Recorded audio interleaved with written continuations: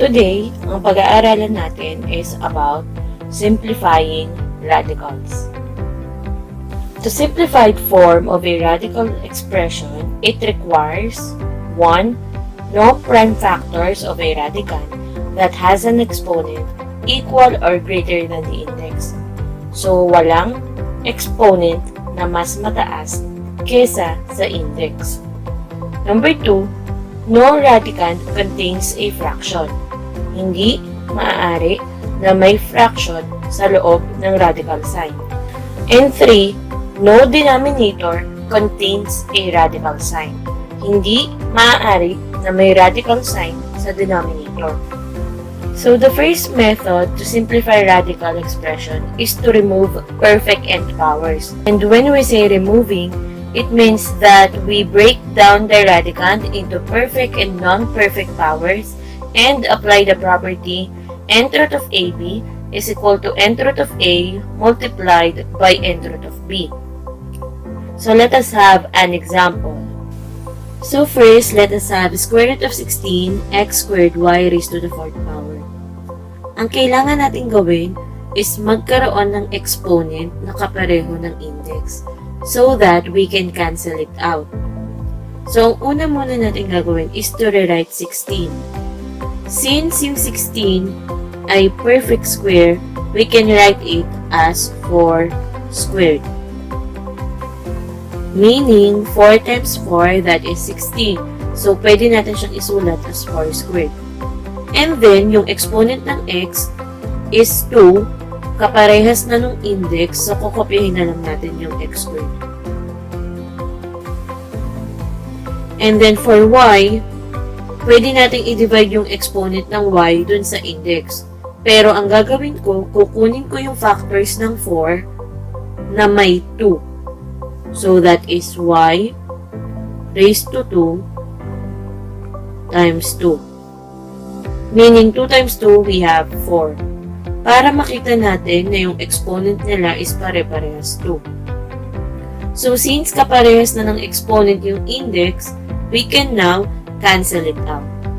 So, cancel natin yung index, yung exponent, and when it comes to y, isang 2 lang ang kukunin natin.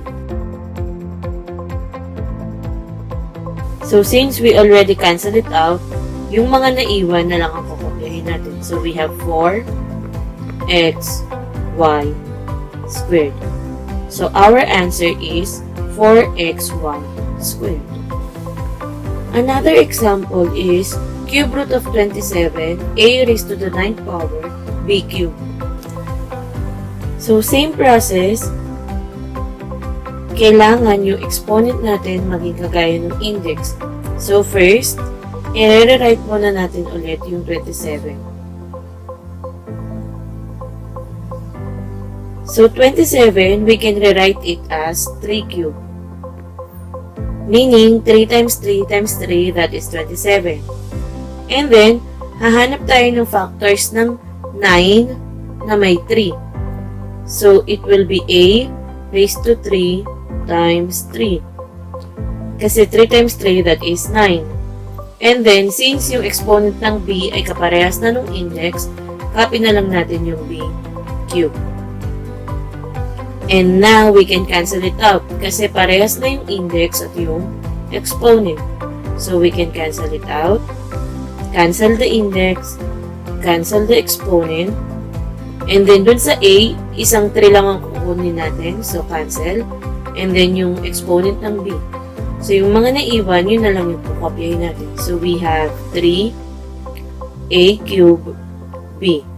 So, our final answer is 3a cube b. Last example, we have square root of 36, a cube, b raised to the 5th power, c raised to the 7th power, d raised to the 5th power.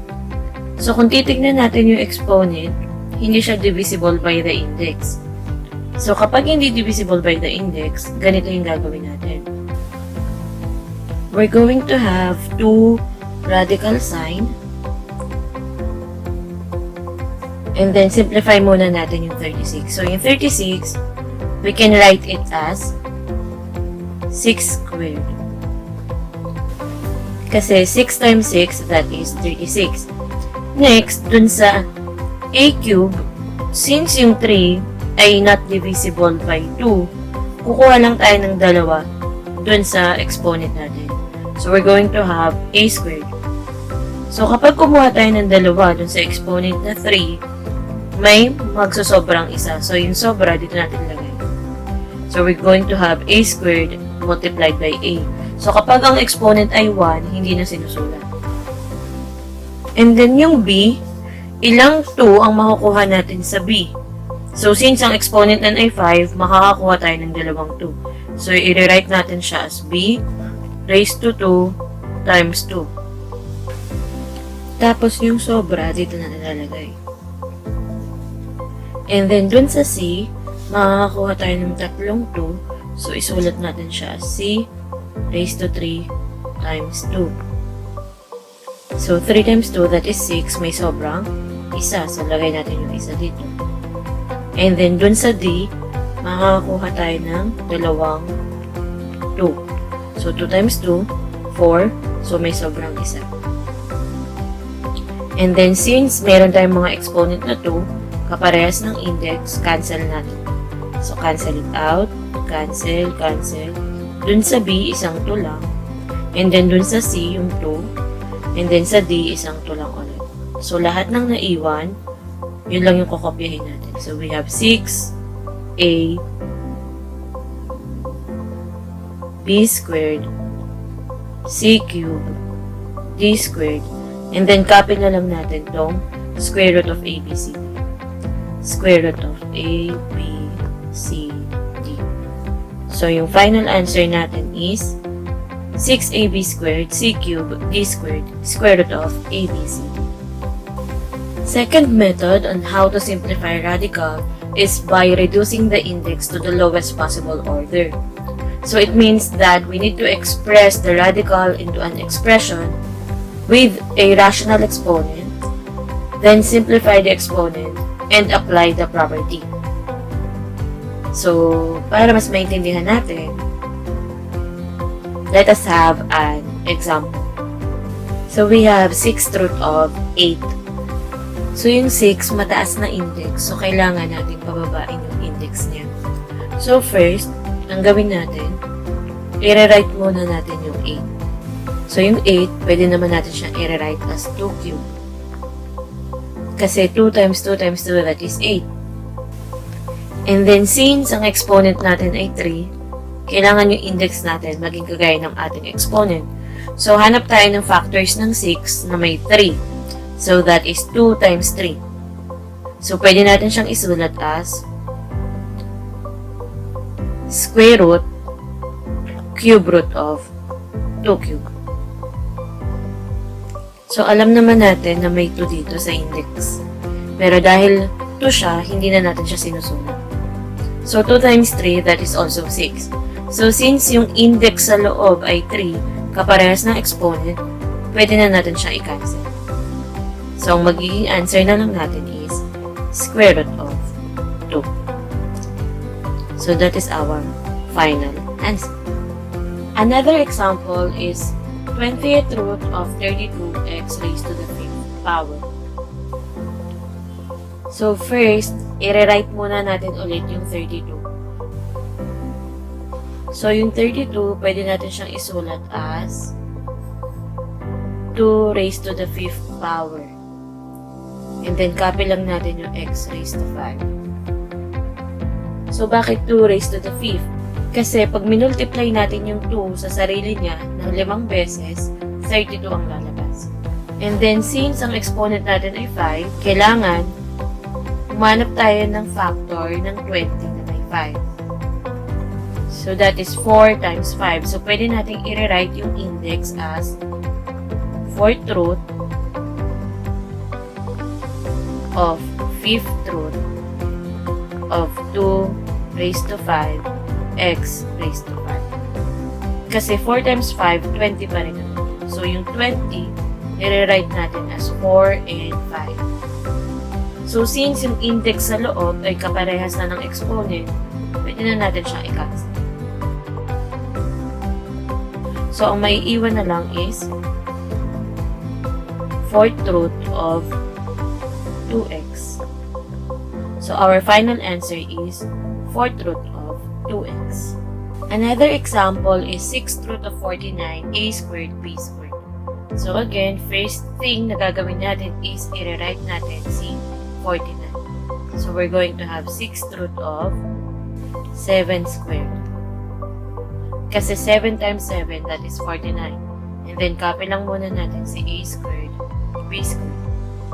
And then since ang exponent natin lahat ay 2, so hanap tayo ng factors ng 6 na may 2. So yung index na 6, pwede natin siyang i-rewrite as cube root of square root of 7 squared, a squared, b squared. So since yung index sa loob, which is yung square root, kaparehas ng exponent natin na 2, pwede na natin siyang i-cancel it out. So cancel. So we have cube root of 7ab. So our final answer is cube root of 7ab. Last method on how to simplify radical is to rationalize the denominator of the radical. So meron tayong tinatawag na rationalization. It is the process of removing the radical sign in the denominator. For example, we have 3 over square root of 5. So, kapag sinabing rationalization, kailangan matanggal yung radical sign sa denominator. So, imumultiply lang natin sila sa square root of 5. Multiply natin sila pareha sa square root of 5. So, we're going to have 3 times 5 or 3 times square root of 5, that is 3 square root of 5 over square root of 5 multiplied by square root of 5, we're going to have square root of 25. And then simplify natin. So we're going to have 3 square root of 5 and then square root of 25, that is 5. So our answer is 3 square root of 5 over 5. Another example, if we have 2 over square root of 8. So same process, i-multiply lang natin sila sa square root of 8.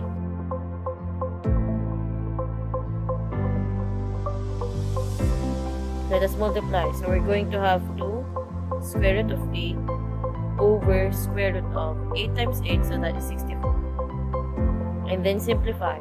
So we're going to have 2 square root of 8. Square root of 64 is 8. And then since pwede nating lowest term yung 2 at yung 8, so 2 over 8, lowest term of 8 is 1/4. So pwede natin siya i-rewrite as square root of 8 over 4. So our final answer is square root of 8 over 4. So let us have cube root of 3 over 4a. So for this, i-rewrite muna natin yung 4. So we're going to have cube root of 3 over 2 squared k. So yung 4, ginawa natin 2 squared. Since we are talking about rationalization, paghiwalayin natin yung numerator and yung denominator. So we're going to have cube root of 3 over cube root of 2 squared k. So alam natin na bawal ang radical sign sa denominator. So kailangan matanggal yung radical sign sa denominator. So we're going to have cube root of 3 over cube root of 2 squared k. And then, i-multiply natin yung buong radical sa cube root of 2k squared. Bakit? Kasi ang exponent ng 2 ay 2. So, ilan ang kulang para maging 3? So, that is 1. So, since may 1 dyan, hindi na natin siya isusulat. So, ang imumultiply natin sa ating radical ay yung kulang sa exponent para maging kaparehas niya yung index. And then, yung k natin, ang exponent niya is 1. Hindi na rin sinusulat.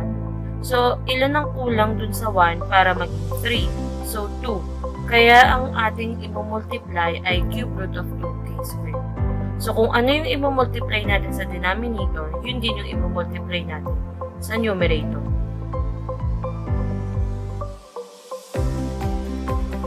So, let us multiply. So, we're going to have cube root of 3 times 2, so we have 6k squared over, since ito ay multiplication, ipag-a-add lang natin yung exponent. So, we're going to have cube root of 2 cube k cube.